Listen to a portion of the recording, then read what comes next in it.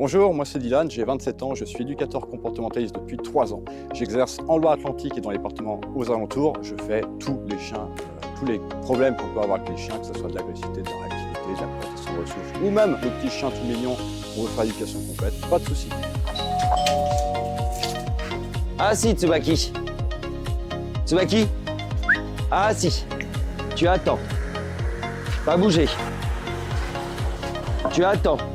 Pas bouger. Non, Tsubaki. Non, Tsubaki.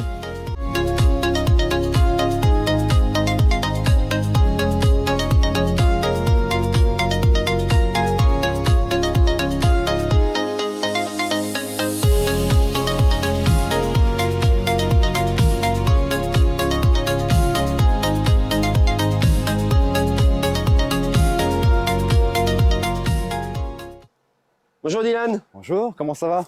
Ça va? Merci d'être venu me voir. Avec grand plaisir. Voilà ce que Tsubaki fait quand les gens arrivent. Ah mon petit Tsubaki, voilà. Tsubaki. Tsubaki, voilà. Et en fait, tu vois, il veut pas rester tant qu'il n'a pas dit bonjour aux gens. En fait, voilà. Okay. Et là, il faut que les gens lui disent bonjour pour qu'après, il puisse justement revenir me voir. Mais là, il faut qu'il sente. Et c'est vrai que des fois, ça peut être désagréable pour les gens qui viennent. Ouais.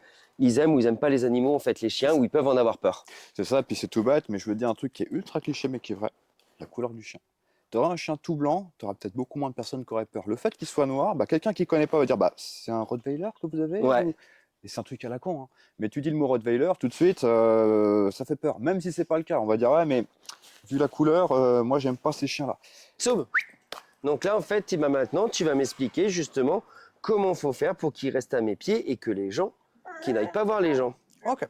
Alors je vais te casser un peu le truc parce que je te déconseille de faire ça. Vu que tu as un chien qui est un peu craintif, si il a besoin de prendre un petit peu l'info pour voir à qui il a affaire, entre guillemets, lui laisser dire bonjour 10 secondes, hein, pas plus, juste 10 secondes, histoire de voir que tu me renifles un petit peu. Une fois que tu m'as reniflé, je te rappelle, tu viens à côté de moi, ça peut le rassurer. Parce que c'est tout bête, mais des fois, on a des personnes qui font une erreur, qui ne veulent pas justement que les gens soient dérangés par le chien.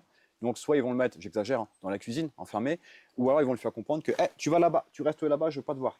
Le souci à ça, c'est que ton chat va peut-être comprendre que là, je te mets à l'écart parce que je gère, mais il y a peut-être à manger. J'ai connu une personne avec un Rottweiler, le simple fait de te serrer la main, oui. Le chien mort.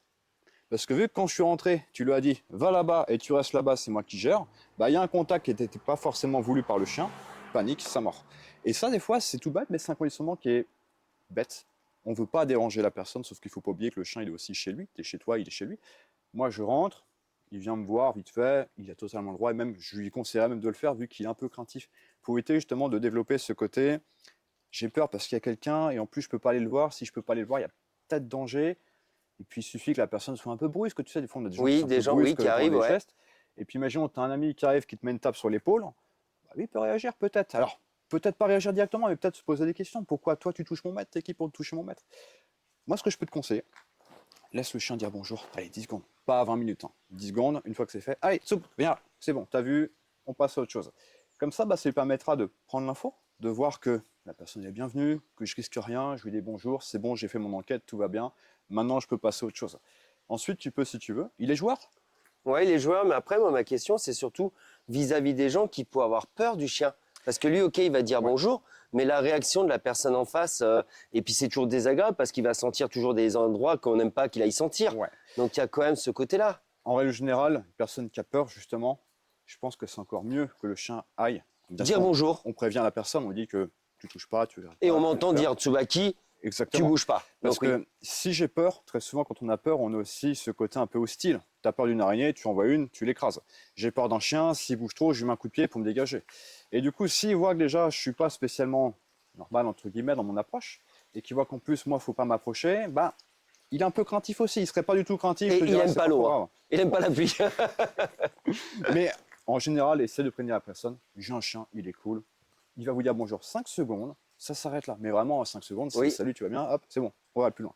Ensuite, si jamais il est un peu trop curieux, un peu trop intrigué, n'hésite pas à lui trouver une alternative. Un jeu qu'il aime bien, tu fais comprendre que là, me dérange pas parce que personne ne veut pas. Joue, laisse-moi tranquille 5 minutes, tout va bien.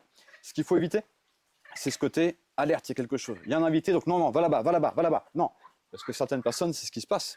Tu as ton chien, tu as des gens qui vont arriver, qui n'ont pas forcément l'habitude des chiens, qui ne sont pas fans. Dès qu'il y a quelqu'un, oh merde, faut pas qu'il saute, faut pas qu'il fasse ça, faut pas qu'il... Non, va là-bas, dépêche-toi, dépêche-toi. Ce qui fait que là, t'es en train de dire à ton chien, il se passe quelque chose, Il y a danger, il y a une il y a alerte. danger à cause de lui. Ah ouais. Et il suffit que tu le fasses une fois, 2 fois, 3 fois, 4 fois. Et il y a des moments où ça m'est déjà arrivé, tu as un chien qui refuse catégoriquement d'avoir quelqu'un à la maison, quelqu'un qu'il ne connaît pas. Il montre les crocs et s'il peut mordre, il mordra. Parce que toute sa vie, on lui a appris que non, t'approches pas, danger, dégage, allez, va plus loin. Il est chez lui. Et c'est un petit peu comme ça, mettons, tu es chez moi et je suis avec toi, et je te dis, bah, écoute, j'ai des invités, dégage, je ne veux pas te voir. À force, tu peux créer une peur, surtout sur un chien qui est un peu craintif. Donc, même si des gens ont peur, je peux comprendre. Tu les préviens, j'ai un chien, il est cool.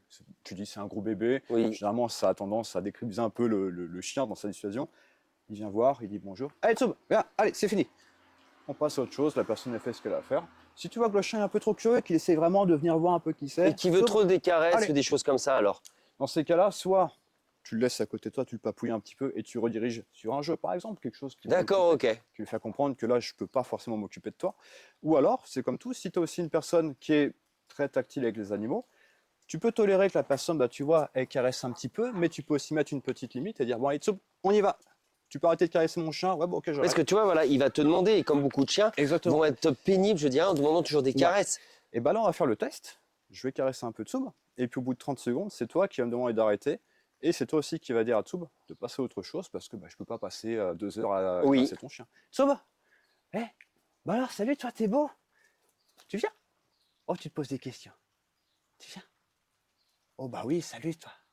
Oh, bah oui, salut, toi. Et puis bah là, admettons, tu as envie de parler avec moi et tu dis, bah, je ne peux pas passer 2 heures à attendre. Donc là, bah, tu vas me demander d'arrêter de caresser le chien. Et tu vas demander à Tsoub de passer à autre chose. Tsubaki, allez, viens. Hop, viens là. Voilà, assis. Assis. Allez, tu bouges plus. Voilà, tu attends maintenant. Et maintenant, je vais faire la personne normale qui va juste chercher un petit truc et qui va revenir, mais qui va passer devant toi, qui va se mettre un peu en mouvement, et puis bah, qui va aller chercher un truc, etc. Et le but, c'est que ton chien ne s'occupe pas de moi, peu importe ce que je fais, parce que là, c'est bon, tu m'as dit bonjour, maintenant tu me fous la paix. Et bah là, du coup, même Lui, si il bouge pas. je m'en mets, mettons, mais la sec, que je l'incite à venir, etc. Le but, c'est qu'il m'a dit bonjour, c'est bon, on est passé à autre chose, il sait qui je suis, maintenant, il peut tolérer le fait que je ne veux pas aller te voir, je sais qui t'es, c'est bon, on peut passer à autre chose. C'est bien, mon chien. Ouh, c'est intelligent. Tsubaki, assis. Alors tu vois Dylan, donc là moi j'ai pas de problème pour appeler Tsubaki, il revient assez facilement. Bon, vu qu'il chasse un petit peu, on va en discuter tout à l'heure. Ouais. Par contre, quand je le mets à la longe, quand je croise des gens, en fait, ce qui est ennuyeux, c'est qu'il va tirer. Ok. C'est que là, tu vois, tout de suite, là, en fait, moi, voilà, je vais être comme ça, je vais courir. Ok. Tu vois, voilà, je vais être là et il va forcer. Donc je sais pas justement comment je peux arriver à faire que, tu vois, quand je marche, j'aimerais bien qu'il me reste, tu vois, à côté de moi, Oui. au pas comme il est en train de faire là. D'accord. Mais là, il le fait, je sais pas pourquoi. Mais tu vois, il va tout de suite se mettre à tirer. Et tu vois, là, il tire. Ok, d'accord. Et aussi, en même temps, lui faire l'attente. Tsubaki, assis. Attends. Parce que quand, par exemple, je vais filmer, je vais prendre mon téléphone. Tsubaki, assis. Et là, tu vois, des fois, bah, il va être calme. Donc, je vais pouvoir prendre mon téléphone et filmer. Ou il y a des fois, bah, en fait, il va tirer. Puis moi, je vais mon image. Donc, tu vois, c'est plutôt le côté voilà, de l'attente et le fait qu'il tire quand on est en longe. Ok, très très bien. On va s'amuser. Voilà. On va bien s'amuser. Ok. Très bien. Alors, quand il y a quelqu'un, admettons, je passe là, qu'est-ce que tu fais en règle générale? On va se croiser et tu veux pas que le chien vienne me voir, tu veux pas qu'il tire. Comment tu vas réagir? Alors, lui, il s'occupe pas des gens. Ouais. C'est vraiment qu'il va faire sa vie.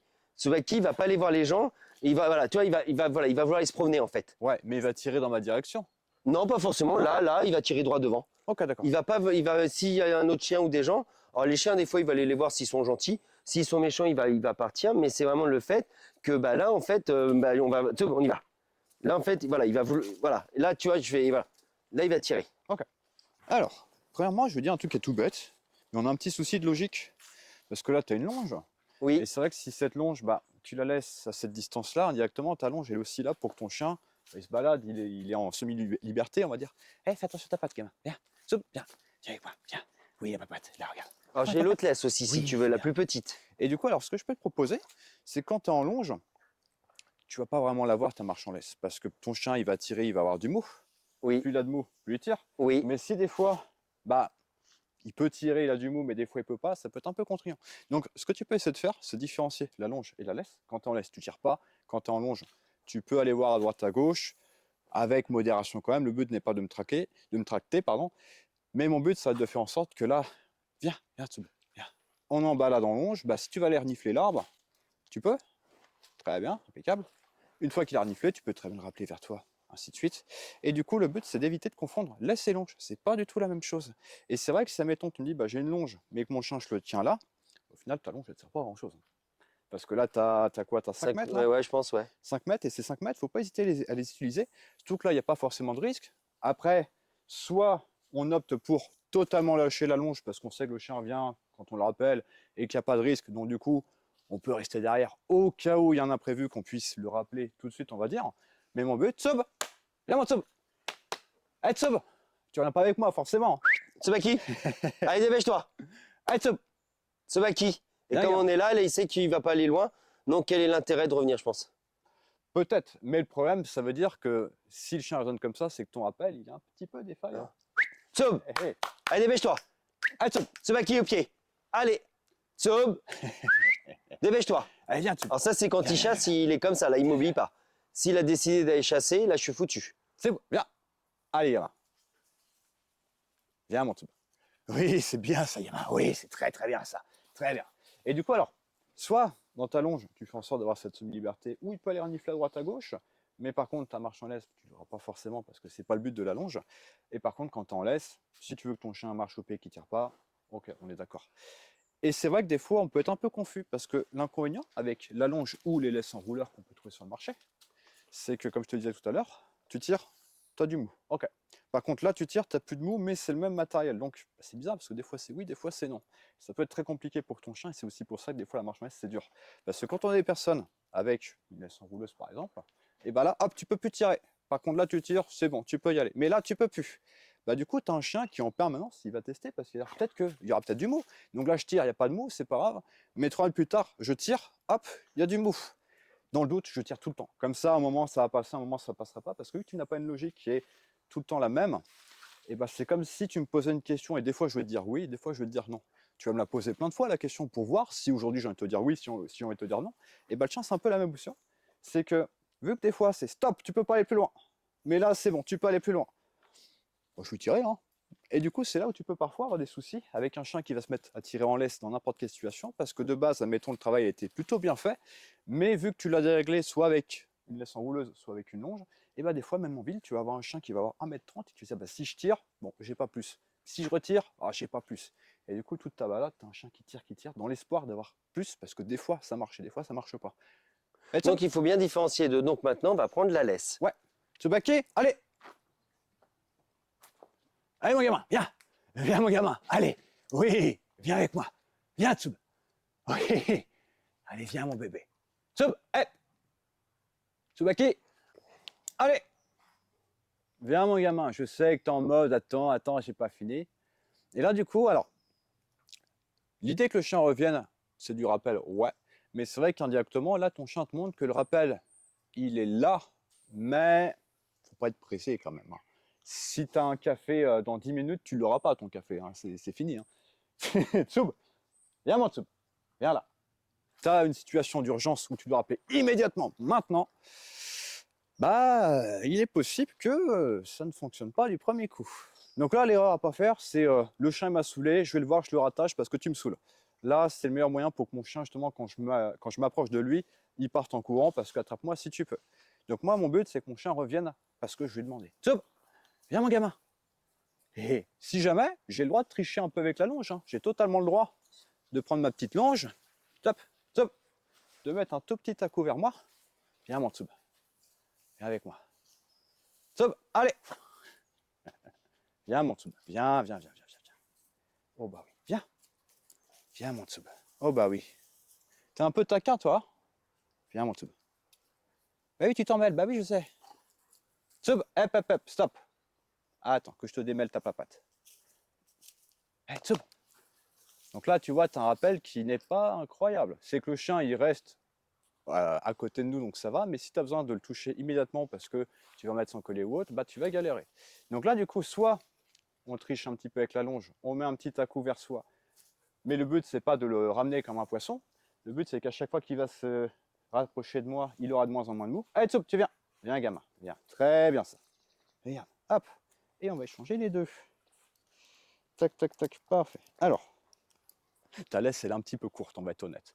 Normalement, alors personnellement, je te conseillerais plutôt une laisse d'1,30 30 en moyenne, on va dire.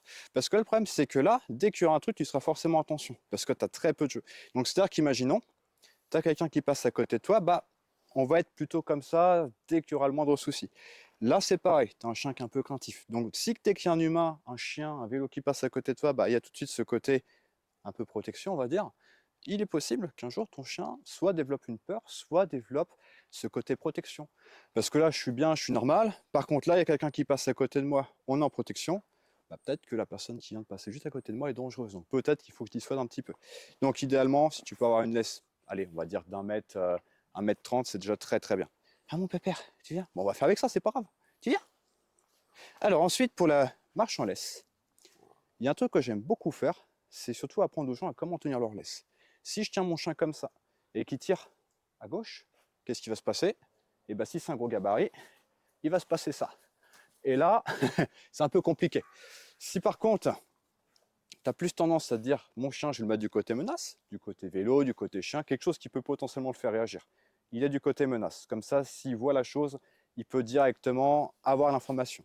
Si je le cache derrière ma jambe, imaginons que c'est toi la menace et que mon chien, je le tiens comme ça, et qu'il va essayer de te voir forcément, et bien soit il va me passer derrière, et là, c'est une super galère, soit il me passe devant, il me fait tomber, et tout le problème, c'est que s'il veut voir quelque chose, qui veut prendre l'info, il ne peut pas. Donc mon but, c'est qu'imaginons, t'es ma menace, mon chien, il est là.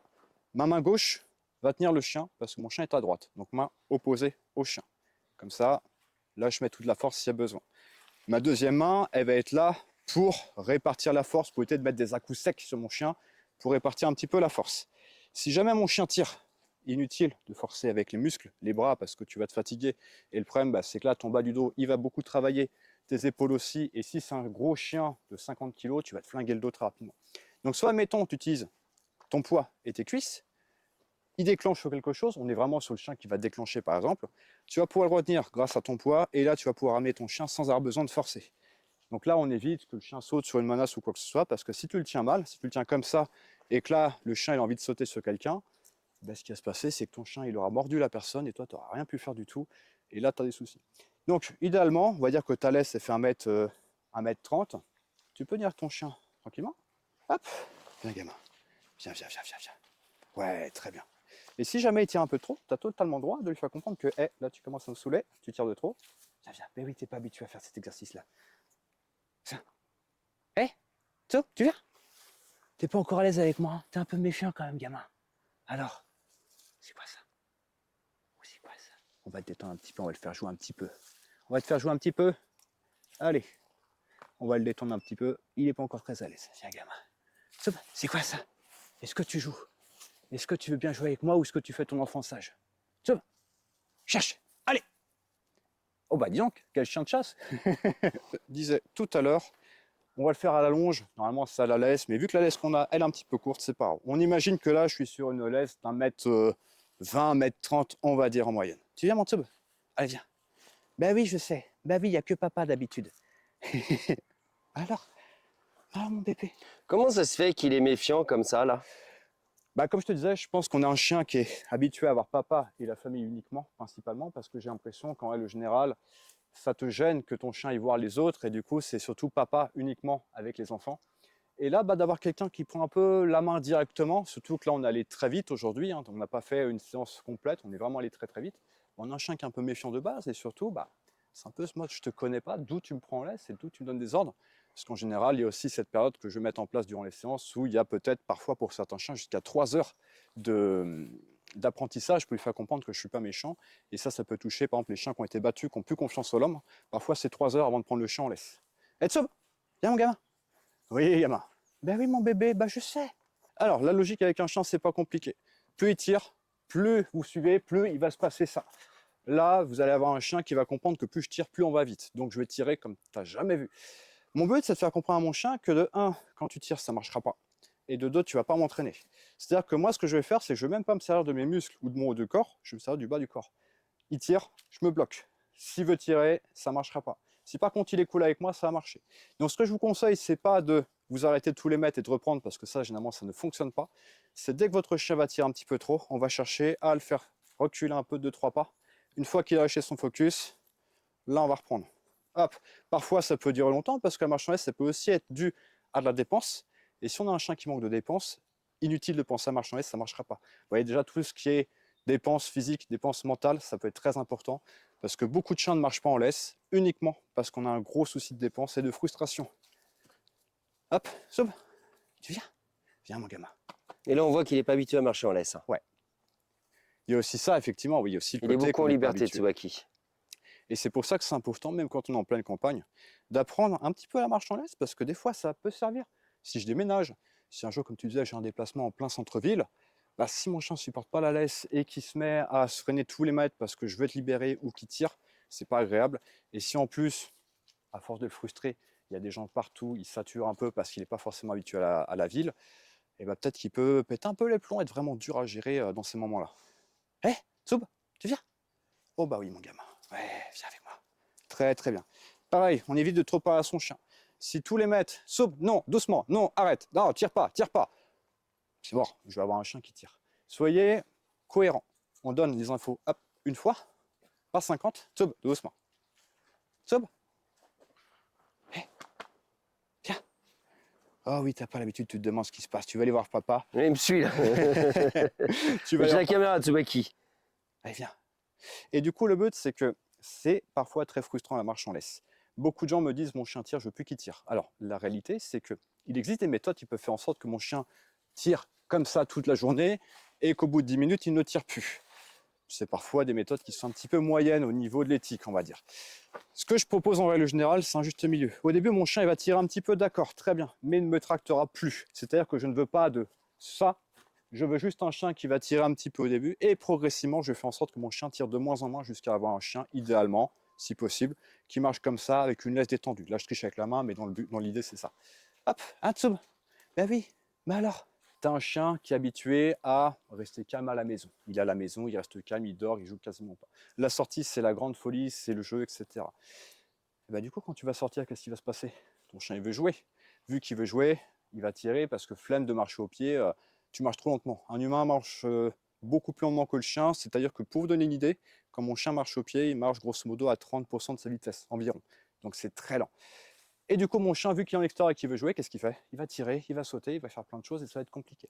Si à la maison, vous mettez un petit peu plus d'exercice, un petit peu plus de jeu, physique, mentaux, hein, les deux sont importants, et qu'on va lui laisser aller 20 minutes pour se reposer, pour redescendre un peu en pression et qu'on se balade, on aura déjà un chien qui va beaucoup moins tirer. L'équipement utilisé peut être important. En fonction de votre harnais ou votre collier, ça peut changer énormément de choses. Certains chiens, un simple collier ou un simple harnais qui n'est pas le même que d'habitude, ça peut changer beaucoup de choses. Hé, hey, Tsub, tu viens? On mangera de la salade plus tard.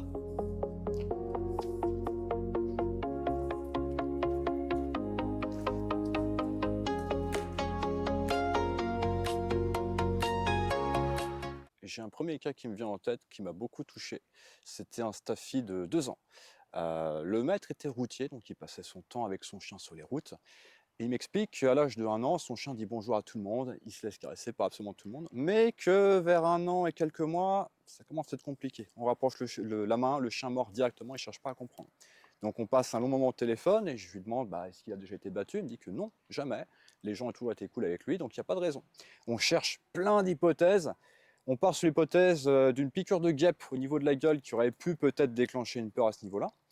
Et 24 heures avant de se voir, il m'envoie un petit message. Il me dit écoute, demain, il faut que je te dise un truc. Et le lendemain, il m'annonce qu'en fait, son ex-femme lui a avoué que oui, son chien avait été battu par 2 personnes à point fermé. Histoire à la con, hein, le chien était dans la voiture, il protégeait sa voiture, et les 2 personnes sont rentrées dedans, c'est des amis de la famille. Ils sont rentrés un peu à fond, on va dire. Le chien a agi, il a voulu dissuader, on va dire. Et les 2 personnes se sont dit tiens, on va l'éduquer, paf, on va lui apprendre. Donc forcément, les deux se sont relayés pour le frapper à point fermé. Personne n'a rien dit au maître, et du coup, ça fait plus d'1 an qu'il était avec son chien mordeur. Donc, on s'est vu. On a commencé par l'exercice tout bête. Je lui ai dit, ton chien, je ne vais pas le voir, je ne vais pas lui dire bonjour, rien du tout. Tu me le mets devant moi, il va faire sa vie. Et à un moment, je lui tends la main. Quand je tends la main, forcément, il m'attaque tout de suite, il ne cherche pas à comprendre. C'est pas grave, ne fais rien, laisse-le faire, il est muselé, je risque rien. Deuxième essai, pareil, il me rattaque. Troisième essai, pareil, il m'attaque. Et quatrième essai, je le vois qui me regarde un peu de travers, qui contracte un peu les muscles, mais ne m'attaque pas. Donc cette fois-ci, je continue ma petite caresse, toute douce, etc. Je le laisse repartir. Et puis, il revient une 5e fois. Je le caresse, mais je vois qu'il n'est plus en train de me fixer directement, mais qu'il prend le temps de regarder un peu ce qu'il y a autour, de voir s'il y a des gens ou autres. Et à force, au bout d'une grosse heure, on avait un chien qui commençait à être beaucoup plus détendu. Donc je suis dans un parc et j'étais voir des passants. Je leur ai expliqué la situation, je leur ai dit, est-ce que vous voulez bien caresser le chien, voir ce qui se passe? Il est muselé, vous risquez rien. Il a été caressé par 2 femmes et un autre homme. Ça s'est super bien passé, le chien n'a rien dit. Et test final, je dis au maître, retire la muselière. Si j'ai mal fait mon taf, j'ai plus de main. Si j'ai bien fait mon taf, ça va très bien se passer. Plus de muselière, je caresse le chien, ça se passe bien. Le maître, je me rappelle, c'était quelqu'un qui à la base était entre la Belgique et le Pays-Bas, je crois, dans ses tournées. Il m'avait dit, je fais de la route, donc je m'en fous, je viendrai te voir. Et il m'a dit un truc qui m'a pas plu, c'est qu'il a eu une proposition de 2 éducateurs. Le premier qui disait, je vais prendre un manche à balai avec un pic au bout, je vais le piquer jusqu'à ce que ton chien réagisse plus du tout. Et le deuxième, je vais mettre un collet étrangleur, un collet électrique, pardon, jusqu'à ce qu'il ne réagisse plus. Et c'est tout bête, mais cette rencontre, elle a été très simple, on va dire, très banale, mais c'est quelqu'un qui m'a marqué, parce que j'ai vu quelqu'un au bord des larmes à la fin de la séance qui me disait, mais tu me sauves la vie, tu t'imagines même pas à quel point. Et aujourd'hui, on a un mec qui s'amuse avec son chien, mais comme avant, et tout ce mauvais moment, toute cette mauvaise année est effacée aujourd'hui, et ça, c'est génial. Je me rappelle un deuxième cas avec une personne qui a un golden, qui me dit mon chien il est génial, il tire pas en laisse, c'est pas de souci. Par contre, dès qu'il voit mes amis, il leur saute dessus, mais ça n'arrête pas, il est fou. Ok, très bien. Donc on fait une petite séance ensemble, on fait plein de choses avant de partir en balade, et puis une fois en balade, je lui dis on va rejoindre tes amis, voir un peu ce qui va se passer. Là, on a un groupe de 5 personnes. Le golden qui arrive tout gentiment, il monte sa tête, il se fait papouiller, il part jouer à l'autre bout du monde. Et la maîtresse me dit mais attends, mais je comprends pas. Et c'est très simple, mais très souvent, on a des chiens qui peuvent manquer de dépenses, qui voient des humains qui sont amicaux, donc forcément c'est la fête, etc. Mais là, vu qu'on avait un chien qui était bien dépensé, et surtout, on lui avait appris avant, ah, ne saute pas sur l'être humain, c'est pas ce que je veux, viens me faire un câlin, mais ne me saute pas dessus. Et bah, résultat, en l'espace de, allez, 2 petites heures, on avait un golden qui faisait complètement mentir sa maîtresse, et la maîtresse qui était gênée, qui me dit, mais je te jure, d'habitude, il saute sur ce monde. Non, bah allez, saute plus. Et pour finir, on a le chien qui est à 20 mètres de nous, et la maîtresse me dit, reviens, jamais me rappelle, tu peux leur peu tant que tu veux. On appelle le chien, tente dans les mains, il est tout de suite en train de revenir et de demander ses petites papouilles. Et ça, bah, c'est des cas tout bêtes, mais parfois on peut se dire que c'est des problèmes qui sont très chiants et très durs à régler. Non, parfois en 2 heures, on n'en parle plus du tout. Donc là, tu as sorti tes petits outils que Tsubaki va pas trop aimer. Alors tout ce qui est pipette, seringue, ça va pas être ton copain là. Il est gâté, hein. Là, Il est vraiment gâté. dès qu'il va le voir, il va flipper, il va partir dans tous les sens. Ouais, très bien. Alors, bon, bien évidemment, on va pas y aller en mode bourrin, je vais pas le plaquer au sol et lui mettre la pipette, bien évidemment. Le but, c'est de lui apprendre que tout va bien. Alors, viens, allez, voir. Viens mon gamin. Oh oui. Alors, on va essayer d'abord sans friandises, voir si c'est OK ou pas OK. Et puis petit à petit, si jamais c'est un peu dur, on pourra prendre des petites friandises. Moi, ce que je veux, c'est vraiment lui montrer qu'il prenne l'info, qu'il ne voit pas directement que c'est je vais le mettre et puis terminé, on n'en parle plus. Je veux déjà que, oui, il en a peur. OK, pas de souci. On va lui laisser un petit peu de temps. On n'est pas pressé. C'est quoi ça?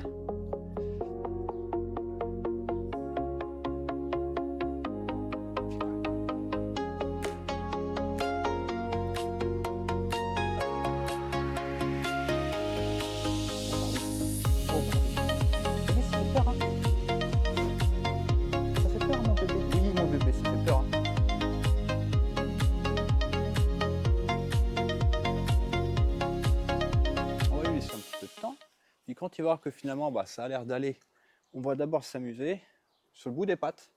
Poup, juste un petit coup comme ça. Vous pouvez faire comprendre que tu vois, ça fait pas mal. Petit à petit, on va être de plus en plus insistant jusqu'à pouvoir à un moment simuler ce côté piqûre et aller jusqu'au bout, sachant qu'il n'y a rien dedans, il n'y a pas de produit, rien du tout. Et pareil pour les oreilles, au début bah, sur la patte, puis ainsi de suite jusqu'à dans l'oreille. On va au début juste caresser un peu l'oreille. Et à un moment, le but c'est vraiment de pouvoir ouvrir l'oreille, percer, pouic pouic, on n'en parle plus, terminé. Donc ça peut prendre un petit peu de temps en fonction de certains chiens. Il y a des chiens qui ont parfois eu des très mauvaises expériences chez les vétérinaires et parfois on peut avoir un risque de morsure. Donc on peut parler de la muselière si tu veux directement parce que ça peut parfois être dangereux de faire tout ça, surtout sur un chien qui a peur et qui a eu une mauvaise expérience. Soub, il a jamais eu une mauvaise expérience aussi? Bah, dès que les pipettes à puce, je peux plus. Ok. Le bruit. Ouais. En fait, ça lui fait rien, mais le bruit le fait flipper. Et c'est bizarre. Je sais pas pourquoi. Rien que le bruit. Ok, très bien. Choup. Hop. Oh là là. La papate là. Regarde. Hop, c'est quoi ça? Poup. Poup, poup. Poup, poup. Voilà. Je mets un peu de distance volontairement parce que je veux pas mettre au-dessus de lui pour pas lui faire comprendre que je te bloque et que tu ne peux plus bouger. Pouc. Pouc. Pouc. Pouc. Oh, c'est bien ça. C'est bien ça. Oh oui. Oh, c'est pas la même, hein. C'est pas la même, ça. Ah Voilà. bah oui. Et bah si tu veux, on peut essayer avec des petites friandises au début, voir si ça aide ou pas.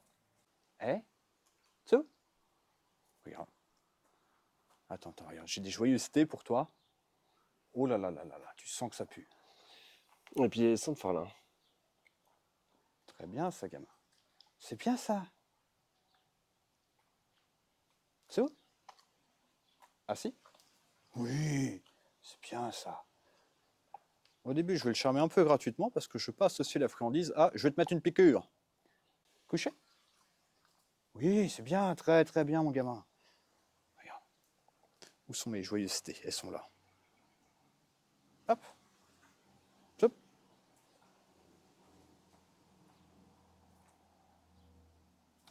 Non, bah oui, t'es pas fan.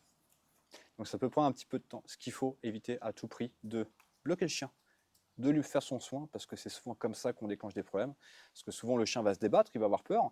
Mais si j'ai une personne qui retient l'arrière, une personne qui retient l'avant, une autre qui met la pipette, bah, c'est bête à dire, mais là vous êtes en train de dire à votre chien que vous ne valez aucune confiance. C'est pas la peine de vous faire confiance parce que vous êtes un traître, littéralement. C'est que vous le bloquez, vous lui faites quelque chose qu'il n'aime pas, et au final, bah, on a un chien qui passe un mauvais moment, et surtout à cause de ses maîtres. Donc parfois ça peut prendre du temps. C'est pour ça, n'hésitez pas, si vous avez un souci avec un chien qui n'aime pas les piqûres hautes, avec un stylo, juste un stylo, de temps en temps, montrez-lui que pop, pop, pop, et c'est pas grave, on passe à autre chose. Caressez-le avec, etc.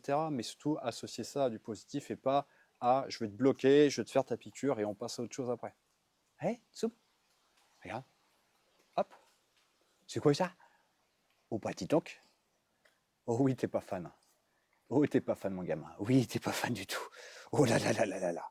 Et mon but, c'est vraiment de faire en sorte que je ne veux pas que mon objet, ma seringue, soit associé à de la douleur. Bah dis donc, tu te casses la gueule là. Oh, tu te casses la gueule, oui. Eh, t'as senti ça? Oh, regarde, t'as senti ça, regarde. Eh, regarde, attends, attends, attends. Il est où, elle est où ma joyeuseté? Elle est où, elle est où? Elle est là, ma joyeuseté. Eh, Rex. Pas Rex, non, je me trompe de nom. Ah si? La patte? La papate? Oui. Très bien, ça. Très, très bien. Regarde. Je me fais sur moi, regarde. Pouc, pouc, pouc. Ah bah oui. Pouc. On voit qu'il y a un petit peu de jeu, un petit peu de peur. Enfin, il est mitigé entre pas mal de trucs parce qu'un côté, il a un peu envie de jouer quand même. D'un autre côté, il aime pas trop ça non plus. Et du coup, on n'est pas sur le chien qui est terrorisant, on est vraiment sur le chien qui est un peu en mode mais il me fait quoi l'autre abruti là? Poup. Oh bah oui. C'est quoi ça? Oh bah oui. Oh bah oui. Salut gamin. Oui gamin. Oui gamin. Oh bah oui mon gamin. Ah oui gamin, regarde. Pouc. Pouc. Tsubaki, couché. Ah, couché. Tu sens bien. Non, couché. Très bien ça. Oui. Très très bien. Bon, là, on était juste sur une petite initiation parce que vu que tu es arrivé tout à l'heure et que, comme tu disais, tu connais pas Tsubaki, en fait, où est-ce qu'on peut te retrouver et faire appel à tes services? Alors moi je suis disponible dans toute la Loire-Atlantique, les départements aux alentours. J'ai mon site moneducanin.com directement où il y a toutes mes infos, tous mes services proposés, etc. Et sur les réseaux sociaux, TikTok, Instagram, Facebook, sous le nom Mon Éducanin. Donc, comme tu disais tout à l'heure, tu peux gérer tous les Oui, problèmes avec le chien. oui, c'est ça. Que ça soit le maître, le chien, les enfants, les beaux-papas, les belles-mamans. Quand tout le monde arrive à la maison, tu es capable de justement de gérer toute la famille. Parce que des fois, on dit que le problème ne vient pas forcément du chien, mais des gens qui l'entourent. Ouais, totalement. Quelqu'un qui crie beaucoup, quelqu'un qui stresse beaucoup quand il est en sortie, quelqu'un qui va avoir tendance à abandonner rapidement. Mon chien vient pas au rappel, bah c'est bon, il me saoule, je ne le rappellerai plus. Par exemple, et ce qui est important, c'est aussi qu'il n'y a pas de limite d'âge sur le chien. Un chien de 8 ans peut être bossé comme un chien de 3 mois. La différence, c'est que plus il est vieux, plus ça peut prendre de temps à rééduquer. Il faut désapprendre et réapprendre quelque chose. Alors, est-ce qu'on peut donner une durée d'apprentissage pour le chien où on n'est pas capable du tout? Ça dépend du cas, ça dépend du chien. Il y a des cas de réactivité, en 2 semaines, on n'en parle plus. Il y a des cas de réactivité, en 6 mois, on en parle encore. Il y a aussi le passé du chien. Est-ce qu'on est sur un chien, par exemple, en ce moment, il y a les chiens d'Ukraine qui arrivent, donc qui ont vécu des choses atroces, les chiens de Roumanie, par exemple. Et parfois, c'est des années à guider le chien, à essayer d'effacer des traumatismes, à essayer d'effacer des peurs et lui faire reprendre confiance à la vie. Donc ça dépend du souci qu'on a. Donc, ça veut dire que si on a un chiot, c'est beaucoup plus facile dans l'éducation. Exactement, c'est ça. Si on a un chiot, il n'a rien appris, il ne connaît rien. Il est possible qu'il y ait peut-être des petites erreurs de la part de l'éleveur qui font qu'il y a peut-être un peu de protection de ressources, par exemple, mais c'est quelque chose qui va très vite. C'est comme pour nous, c'est beaucoup plus facile d'apprendre notre première langue à 2-3 ans, plutôt que d'apprendre une nouvelle langue à 60-70 ans, par exemple. Est-ce qu'il y a des races de chiens qui vont être plus faciles à éduquer que d'autres? Je pense que oui, mais toutes les races sont éducables. Il y a peut-être des races qui sont peut-être un petit peu plus pointilleuses et qui toléreraient moins l'échec, on va dire. Alors, est-ce qu'il ne faut pas justement garder la race du chien à l'origine, parce que le chien était là pour travailler quand même. Le chien de berger, c'était un chien qui était pour travailler. Est-ce que justement, on n'a pas cassé ce côté du chien de berger à le mettre dans une maison, dans un appartement? Donc, ce qui fait que lui n'a plus son travail à faire. Est-ce que son cerveau n'est pas programmé depuis longtemps à faire ça? Un golden retriever était fait pour aller chercher les canards, le gibier dans l'eau. Mais on l'a pris comme un animal de compagnie. Et du coup, c'est vrai qu'il y a les ancêtres qui faisaient, et vu que ça fait des générations qu'on a des chiens qui ne chassent plus, par exemple, c'est tout bête, mais comme tu disais, le golden, j'en vois pas beaucoup qui chassent, très peu. Donc il est possible que certains chiens soient un peu portés sur ce côté, j'attrape un canard, j'attrape une souris, mais globalement, les chiens d'aujourd'hui sont principalement des chiens de famille. Il existe encore des chiens de travail, que ce soit dans les services de sécurité, par exemple, ou les services, que ce soit militaire, police, etc., les chasseurs, par exemple. Donc c'est des chiens qui, dès le début, ils ont, entre guillemets, cette habitude qui leur est donnée. Quand on a un chien de famille, il est possible que certains chiens, ça soit un petit peu les chasseurs. Je pense au cocker, tout le temps la truffe par terre. Souvent, c'est ça le problème, on a du mal à le rappeler parce qu'il a sa truffe par terre, il ne revient pas au rappel, etc. On peut se dire que c'est impossible. C'est possible. Les chiens de chat, c'est peut-être un tout petit peu plus dur pour avoir le rappel, comme les chiens primitifs. Tout est possible, il faut du temps et beaucoup de patience parfois. Eh ben, merci Dylan pour tous ces renseignements. Avec grand plaisir. Mon éducateur, mon éducana. Mon éducateur. Merci. Avec grand plaisir.